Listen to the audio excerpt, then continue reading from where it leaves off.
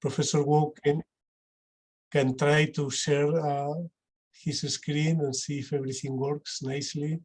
Yeah. Okay, I'm sharing it. Yeah. Yes, yes, everything is. I feel well. Yeah. Okay. Yeah, yeah. But perhaps we can wait a little bit until the right time, just in case someone joins us just in time for your talk. Yeah, thank you.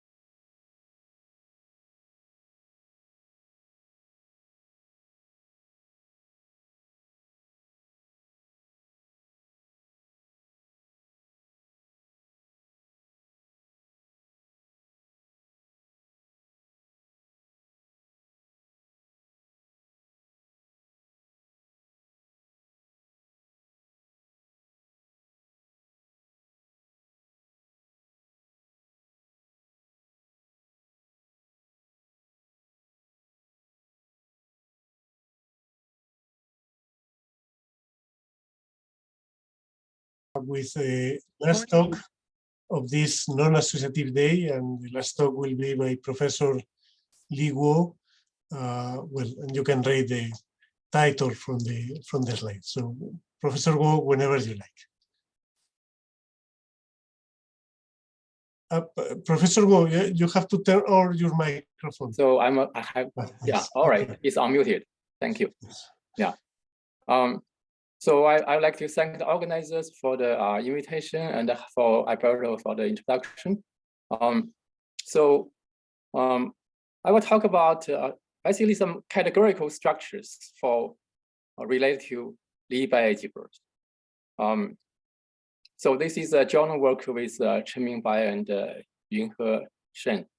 Chengming gave his talk earlier today. So the ideas and the structures are related. Okay, so let me start with the abstract. So, what the structures we are interested in are the Lie bialgebras, Manin triple, classical r-matrices, and O operators, as well as the pre-Lie algebra. they are important from various reasons, which I probably won't discuss much because we have seen some. But their importance are very much related to the relation among these structures. We'll see a diagram later on, and we'll see this more precisely. But so far, these structures are more or less kind of isolated. So they are given as a set, and then the correspondences among them are given as sets. So what we would like to understand better is the categorical structures. So in other words, instead of having classes of objects, we would like to have categories. And also they are among the classes, instead of maps, we would like to have some functors or equivalents. So we introduce a notion for all these classes, and we call them tentatively coherent homomorphisms. Because for some of them, like bialgebra, there were some notion of isomorphism and homomorphism, or sometimes weak homomorphism. So this way, we give some kind of a categorification, okay, even though it's not the meaning of the categorification, people usually take it. Basically, we give the structures some categorical structure. So the key here is to give morphisms, right? Because we have objects. So how do we give morphisms? So what we do is that it's like a two-step process. First of all, instead of considering all morphisms, we only consider endomorphisms. And then for endomorphisms, we use this kind of internal process to make algebra and Lie algebra and endomorphism as a package. Then for this package, or this pair, for this pair, we consider its bialgebra, its Manin triple, its r-matrices, and so on. Okay, so this way, we can make use of the idea that has been applied quite successfully in recent years to study some other related structures. Okay, so that's the idea. So at the end, we get categories, and then those classically defined maps become morphisms. Okay, so so now let's see a little bit more detail of the idea before we carry out the construction case by case. So we look at the Lie bialgebra. So the key, so basically the key idea is to equip Lie bialgebra and the related Manin triples, O operators, r-matrices, and pre-Lie algebras with their suitable morphisms. Okay, so Lie algebra, in short, is the Lie algebra counterpart of Hopf algebra, which was just discussed in the previous talk. So it has some background from Poisson Lie groups and quantized universal enveloping algebra. And then, as I just mentioned, its importance is reflected by its close relationship with several other fundamental notions. So first of all, Lie bialgebra, so in the diagram, is here in the middle. It is characterized by the notions. Oops, how do I get rid of this? Okay, by the notions of Manin triples and match pairs. Okay, so in fact, in many cases,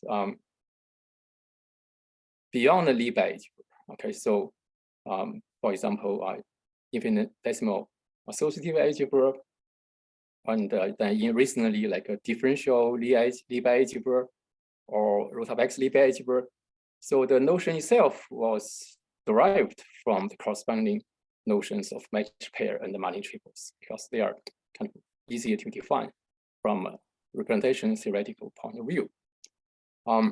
Furthermore, from this Lie bialgebra, it comes from solutions of classical Young-Beck's equation, which correspond to O operators or relative Rota-Beck's operators, which also correspond to pretty algebra. So we have this very nice picture. Again, it's quite classic of Lie bialgebra. So, and then what do we want to do is that to expand this diagram to the categorical level. Okay, so once again, so far those structures are only classes of objects. Okay, so no morphism, no apparent morphism are defined, and then the correspondence among them are also set maps, and we want to make them into functors. Okay, so that's the current knowledge is that for Lie bialgebra, there's some notion of homomorphism, and for Manin triple, there are notion of isomorphism. But then, well, for pretty algebra, apparently there are homomorphisms of pretty algebra. Okay, but the thing is that one thing is that their definition is limited, and another thing is that there is no compatibility in terms of this diagram. Okay. And in a recent work, there is also this notion of weak homomorphism for symmetric r-matrices. Okay, so again, what we want to do is that we want to, for each of these classes, we want to define this morphism. Okay, and then the idea is that we instead of consider morphisms from different between different objects, we first consider endomorphisms. Okay, that means from object to itself, which should be easy to do. But for r-matrices, for example, it's still not clear, right? Because r-matrices, they are two tensors, and for some others like Manin triple or Lie bialgebra, that is also not so clear. So what we do is that so this first stage can be called kind of polarization.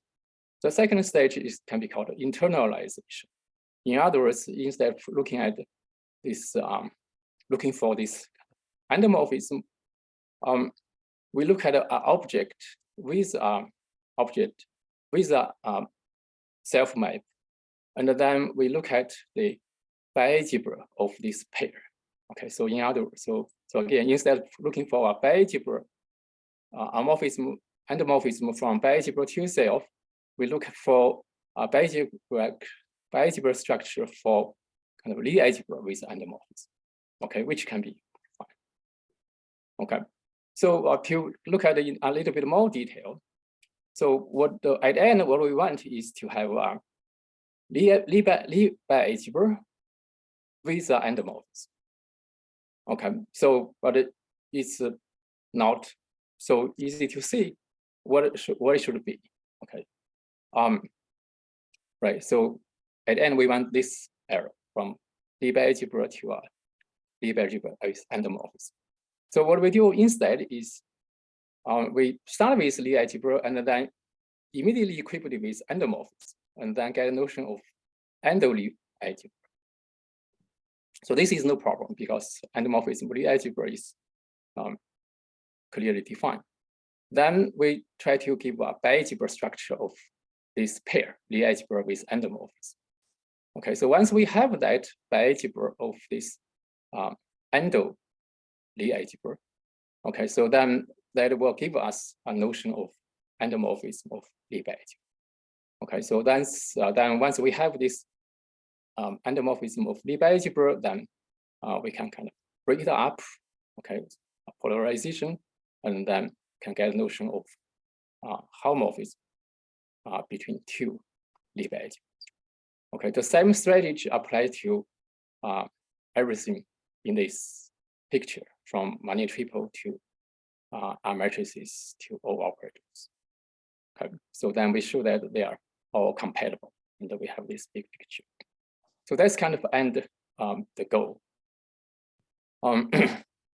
So with that goal set up, or kind of big picture set up, so now we go into some details.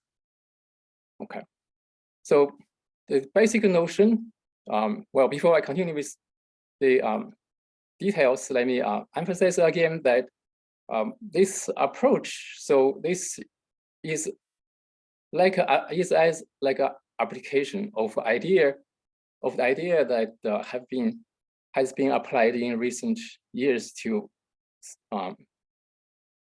actually several structures. Okay, so for the bialgebra structure, so and this is an application where we apply this to endo structure. All right, so now what is endo Lie algebra? So it's simply a Lie algebra equipped with Lie algebra endomorphisms. Okay, so in the associative algebra and the commutative algebra case, or in terms of field, such a structure is called a difference algebra. Okay, so a difference algebra or difference field is an algebra or a field equipped with linear map that is multiplicative. Okay, sometimes also asked to be injective. So by itself, it's a very big area of study. So for example, there are difference Galois theory, difference scheme. Okay, so all this stuff in terms of, and also computational difference equations. And so, but in our case, it's Lie algebra with endomorphisms.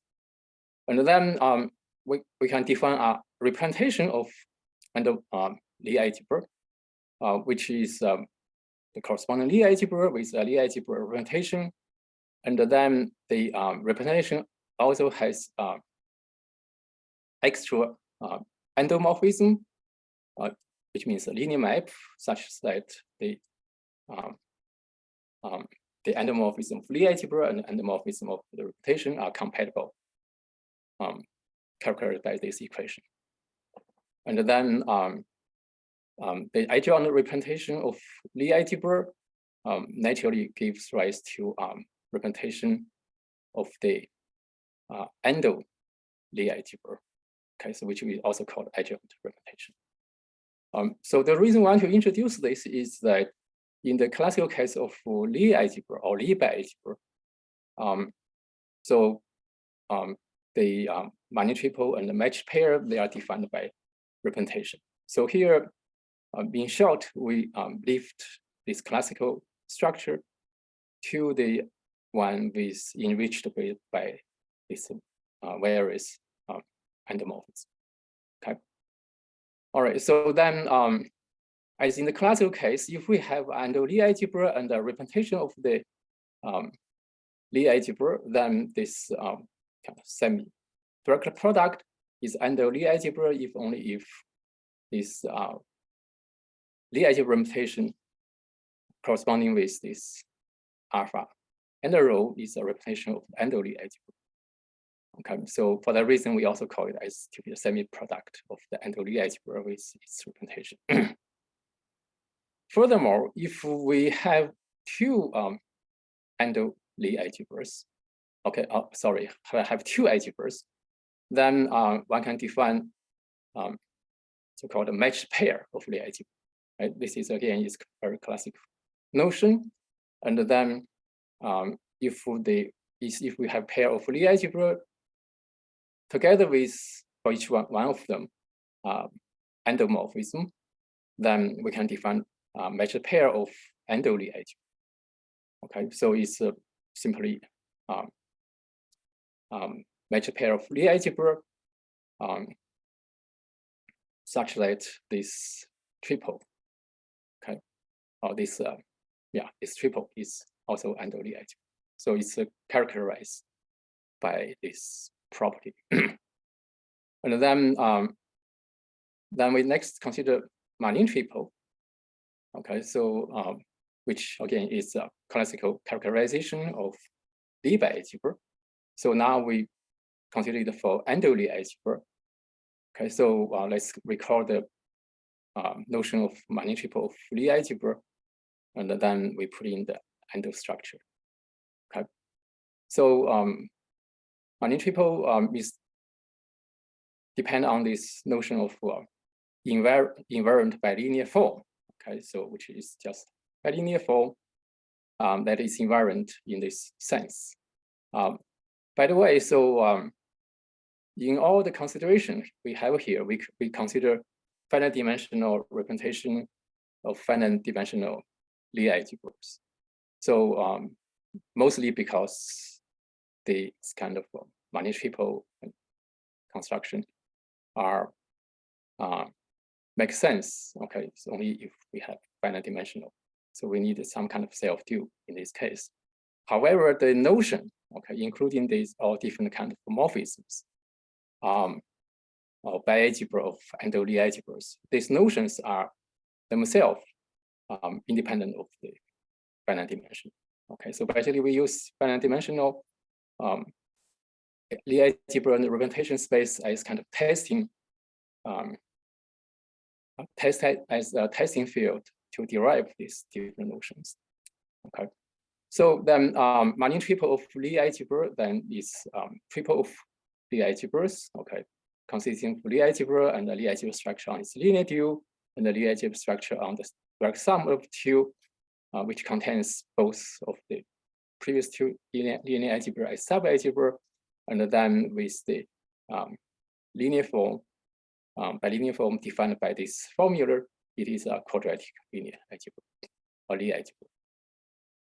Okay, and then this quadratic Lie algebra, the notion can be easily extended to quadratic endo Lie algebra, and then with that we can define the notion of Manin triple of endo Lie algebra.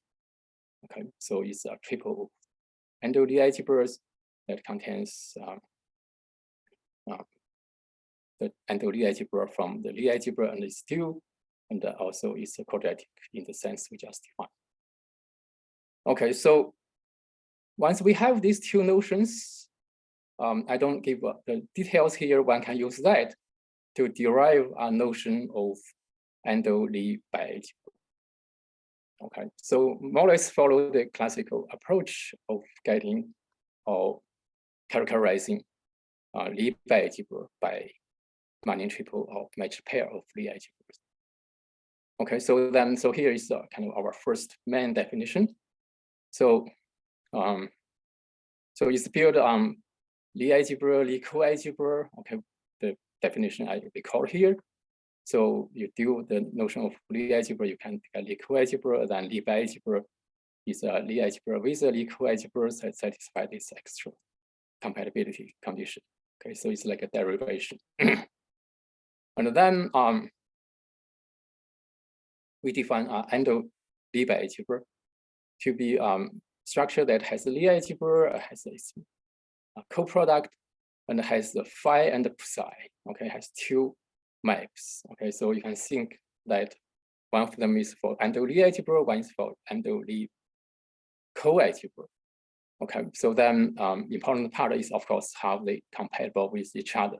That is given by this number 4, these two equations in item 4.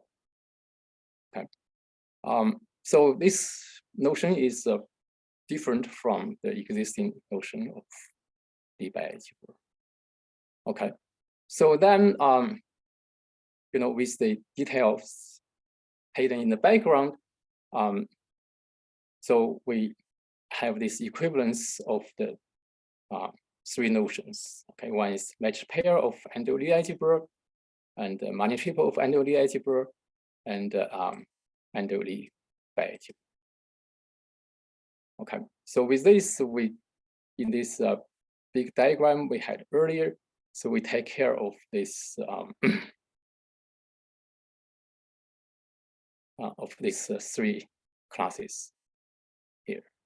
Okay, so well, it's equivalence. Okay, equivalence. Sorry, I haven't said they are categorical property.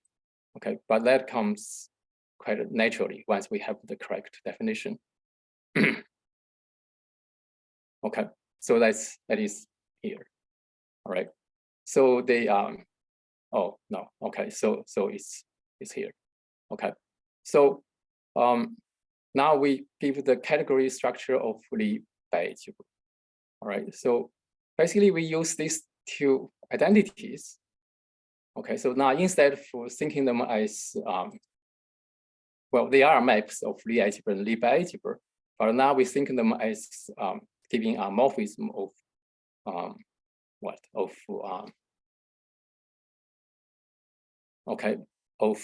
bialgebras. Okay, so a coherent endomorphism of Lie bialgebra consists of two maps. One is Lie algebra homomorphism, one is equivalent homomorphism satisfying these two conditions. Okay, these conditions are exactly the one we have from the endo Lie bialgebra.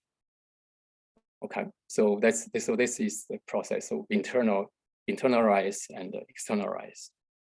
And then once we have these two identities for endomorphism, then it will be easy to take them kind of apart. It's like polarize, right? Things don't have these two Lie algebras don't have, or Lie algebras don't have to be the same. Okay, so then we have this notion of coherent homomorphism of two different, okay, possibly different Lie algebras. So again, it has a pair of homomorphism, one for Lie algebra, one for the coalgebra going in the opposite direction, satisfy this property. Okay, so with this, we have category, and we let LB to denote the category of Lie algebras. Okay. So then we also use this matched pair of endo Lie algebras to define endomorphism of matched pair, and similarly for Manin triples. Okay, so so here are the precise definition. So coherent homomorphism between two Manin triples is given on the whole space, total space, such as they restrict to Lie algebra homomorphism on the two subalgebras, and okay, right, and that's it. Okay, so then we have a category of Manin triples, and then we have similarly we also have a category of matched pairs. Okay, so with this notion, right, I can declare that. Okay, so the picture we just reviewed earlier, that the vertical arrows, they are actually equivalences of categories. Okay, so here the key point really is how to define a suitable morphism so that we can have these equivalences. Okay, so the advantage here is that we work out all of them in the on the same ground of endo Lie algebra. So that by itself more or less guarantee that at the end we'll have something that is compatible. Okay, so then we consider this r-matrices, okay, our classical Young-Beck's equation. So to relate to that, we again go back to the classical case of Lie algebra, and where if this if we have a two tensor, and then we can use two tensor to define our formal coproduct, right? Coproduct. If indeed it gives a coproduct, then we call the coproduct or the bialgebra to be co-boundary. Okay. All right. So then all right. So in this case we have this characterization. Okay. Actually, two equations are characterization, and in the second one is hidden the classical Young-Beck's equation. Okay. So what does this mean? This means that in particular, if we have a solution of the classical Young-Beck's equation, okay, which is also called r-matrix, and then from there one can use that r-matrix to define this delta r. Then this delta r will give us Lie bialgebra. right? Okay, so this is what we usually call the co-boundary Lie algebra. And then we extend this to the case of Lie endo-Lie algebra. Okay, so endo-Lie algebra, as we just defined, if that delta is given by such a co-boundary, then we call this endo-Lie algebra co-boundary, endo-Lie algebra. Okay. All right. So then, so that gives the connection between endomorphism between the r-matrices in the endomorphism endo-Lie algebra context and the endo-Lie algebra. Okay, so now it comes to time for us to define a morphism for R matrices. Okay, so for this purpose, we also use this connection that we just have here to define R matrix in endo-Lie algebra. Okay, so then once we have R matrix of endo-Lie algebra, so that gives us some kind of notion of endomorphism of R matrices. Okay, so that's what we have here. So in other words, if we have two Lie algebras, okay, so at first we take them to be the same, and then we define endomorphism. So but let me don't go through that, then just go directly to the general notion of homomorphism. Okay, so if we have two R matrices for this Lie algebra G and H respectively, and then how do we define a morphism between these two R matrices? Well, it's given by two maps. Okay, so so one is from G to H. This is Lie algebra homomorphism, and then a linear map from H to G. Okay, such that they satisfy the following three compatibility conditions. Okay, so the first two are kind of exchanging property. Okay, the third one is the compatibility with the Lie algebra structure of the two Lie algebras. Okay, so with this, we again have a category.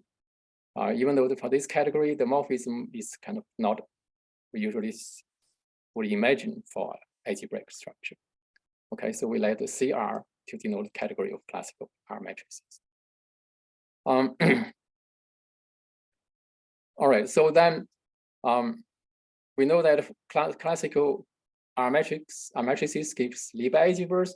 So now we make this correspondence into a functor. Okay, so all right, so this so here we again we write down we recall the classical R matrix that we already mentioned earlier, and this has this kind of skew symmetric condition, right? Okay, so now if we have two Lie algebras and the two classical R matrices, and if they are if there is a coherent homomorphism between the two R matrices, okay, so then the pair which gives the homomorphism is also a homomorphism of the corresponding Lie algebra. Okay, and then so then this map actually can be or this so this gives a functor, right? This functor actually can be made more precise in the sense that it's from the category of SCR.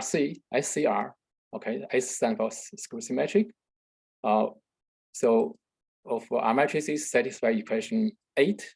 Okay, this equation to the category of quasi-triangular Lie algebra.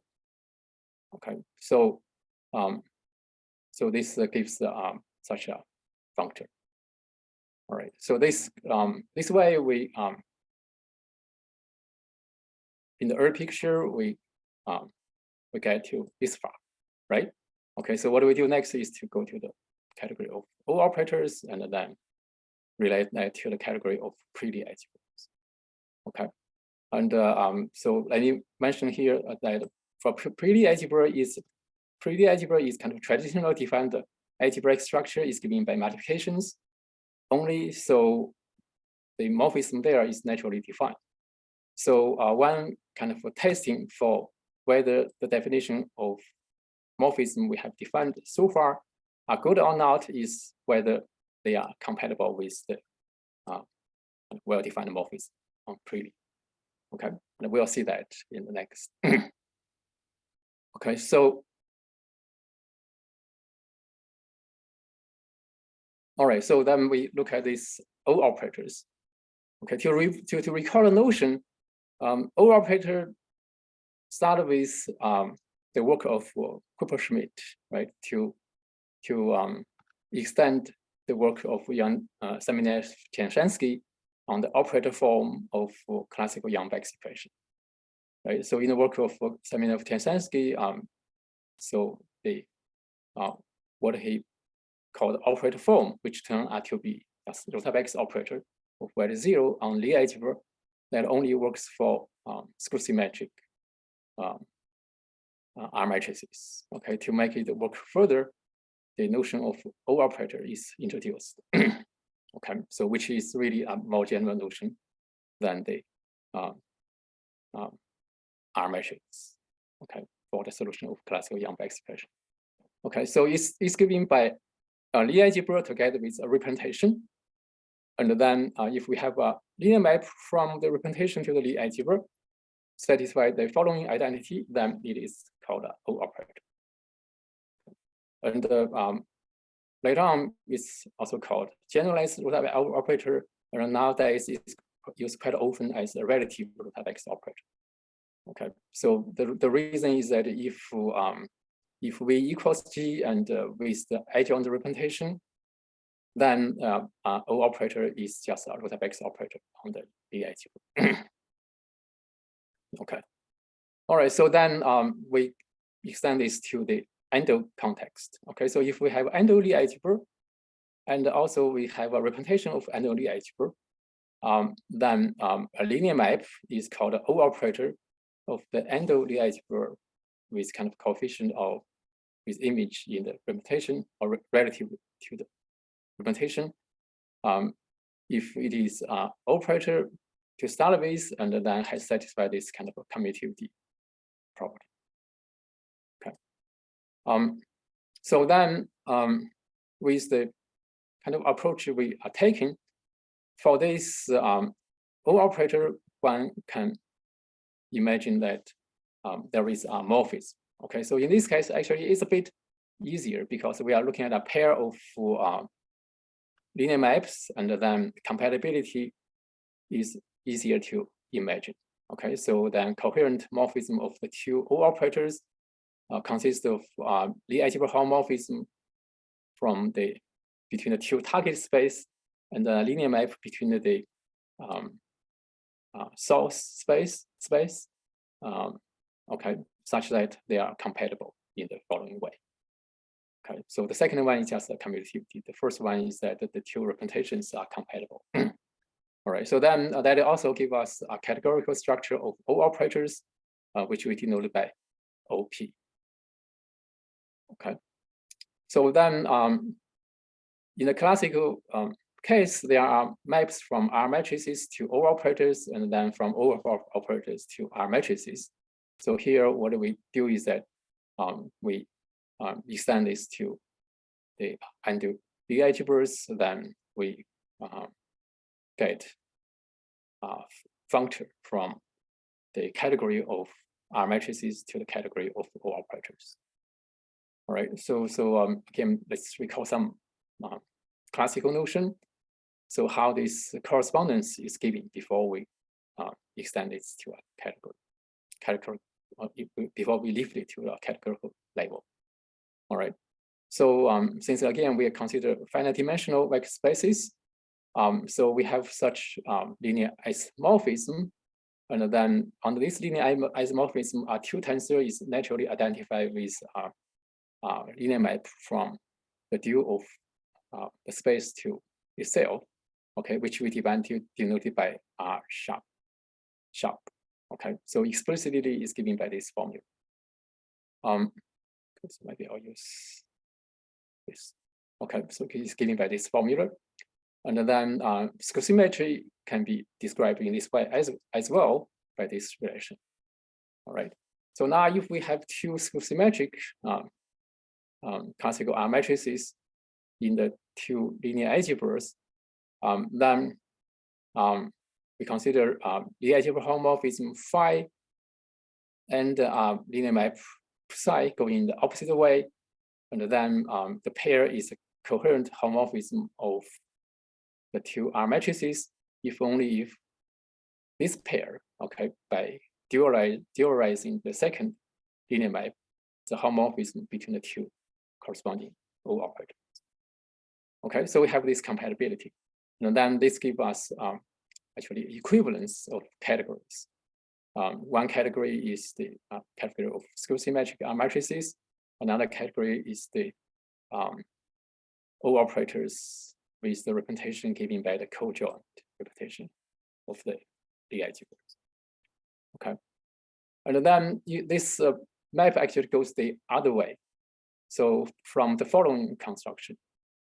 Okay, so the construction is that if we have a Lie algebra and a representation, and then one can identify this linear map.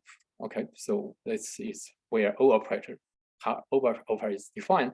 This O operator, more generally linear operator, can be identified as a two tensor. Okay, but two tensor not the original Lie algebra, but in the semi-product Lie algebra. Okay, so so there we have this identification. Okay, so then we can take the twist or anti-symmetrize the resulting element. Okay, so identify this linear map as a two tensor, and then we do anti-symmetrize. Then we get another two tensor. Okay, so then the fact is that, okay, well, the fact, okay, which was obtained by Chengming by some years ago, is that this is a skew symmetric solution of the classical Yang-Bax equation, if and only if T is an O operator.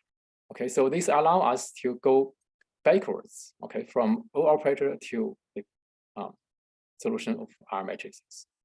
Okay, instead of just from R matrices to O operator.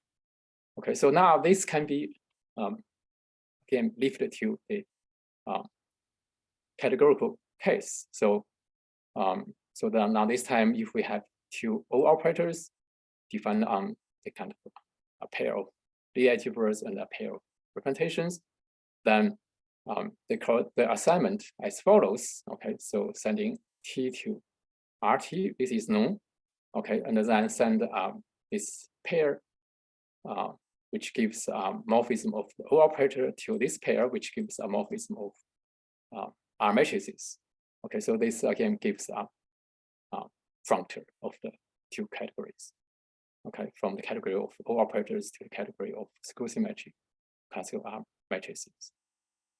Okay, so finally we get to this Lie algebra, pre-Lie algebra part. Okay, so so let's recall the definition. So the pre-Lie algebra is a vector space with a multiplication that is satisfied this left symmetric property for the associative, right? So so on each side is associative, and the pre-Lie algebra is saying that if you switch the two left factors or entries, it's invariant. Okay. So of course, this very important structure is has very broad applications, and together with its kind of a twin, right? The right symmetric algebra. Okay, so it really has lots of applications. Okay, so but then for this, this is kind of algebra structure in the classical case.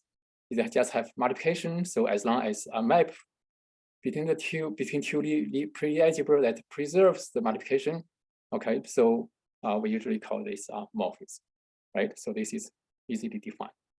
Okay, so we have a category of pre-Lie algebras. All right. So then, but then there are correspondence between pretty algebra and O operators, and also operator O operator gives pretty algebras. And now we show that with the categorical structure or morphism we just defined for O operators, the correspondences that I just mentioned are again functors. Okay, so so here are the details. Okay, so if we have a pretty algebra and giving any element in a pretty algebra, we let IA to define for the left multiplication operator, and then this left operator multiplications give us a representation. Okay. All right. So it's here. So it actually gives a representation of the Lie algebra. Okay, underneath the algebra given by anti-symmetry. And then the identity map from the Lie algebra to its from the pretty algebra to its underlying Lie algebra is an O operator. Okay, so then we can give this assignment. So sending A to the identity map, the corresponding O operator, and sending a morphism of to the pretty algebra to the pair phi and phi, okay, of the corresponding O operators. Then we have a functor from pretty algebra to O operator, and then it also goes backwards. So if we have the algebra and the O operator, then this binary operation defines a pretty algebra. Okay, so this result is about 10 or 20 years old. It's pretty new. So then this gives us correspondence between from O operators to pretty algebra, right? Okay, so now we enrich that to the category level once again.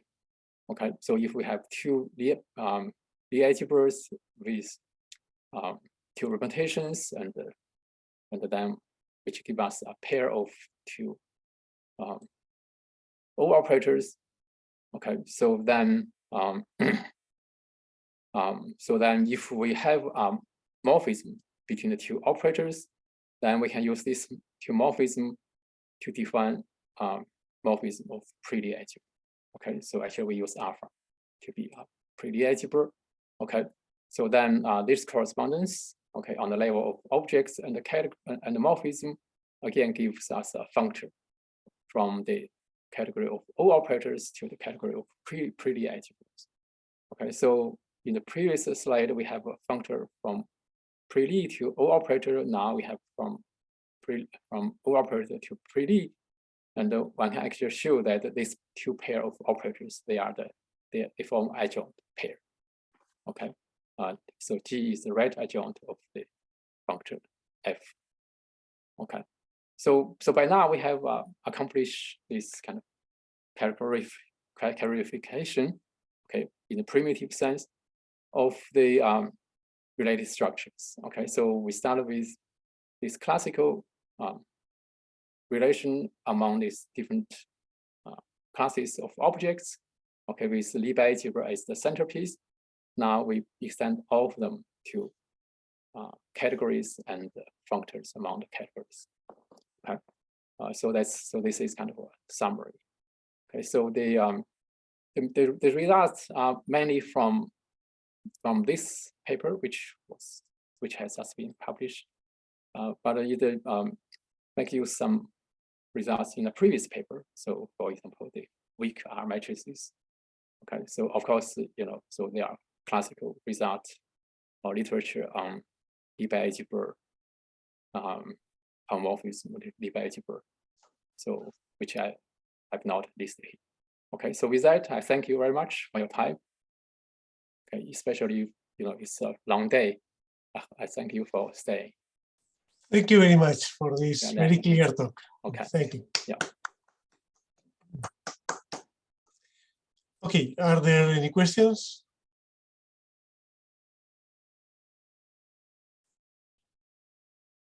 There is here one question in the chat.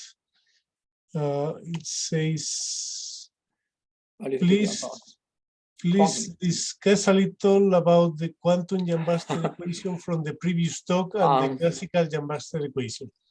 Yeah. Okay. So yeah, that's a good question, Florence. So this work, yeah, we take this work as kind of a beginning of maybe a more kind of enhanced study of Yang-Baxter equation related areas. Okay, so as we know, classical Yang-Baxter equation can be regarded as classic, right, or semi-classic limit of quantum Yang-Baxter equation. So this approach, so principally, okay, can be extended to give some morphism of quantum Yang-Baxter equations, and then this correspondence from this classical limit can, again be taken as some kind of functor. So that's what I would imagine. Okay, so that's a good question. Yeah, and once everything is categorized, then there are other questions to ask, right? So are they tensor categories? So what are the kind of enveloping algebras? What are the free objects? Yeah, so those are kind of questions to to consider. Okay. Any other question or comment?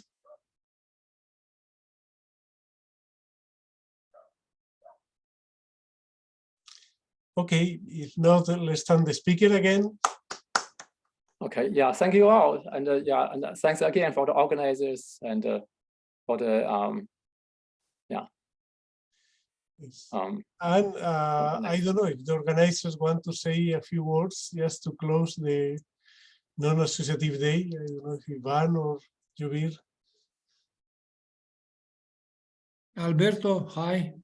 Hi. How are you? Fine. Hello. Nice to meet you. Nice to meet you. Yes. Is Ivan Keigorov here or not? No, I don't see him. Ah, yes. Ivan, do you want to say a few words just to close the the non-associative day? I would like to thank all okay. participants. Yes. Okay, thank you for coming. It was very interesting day. We have 9 talks, and next talks will be on European non-associative seminar each Monday, 3 o'clock London time. You are welcome.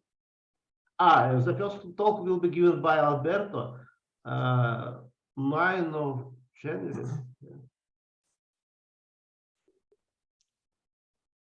I also would like to thank everybody for participation in our non-associative day. Thank you very much. Okay, yeah, it's a very productive event. Yeah, thanks again. Yeah.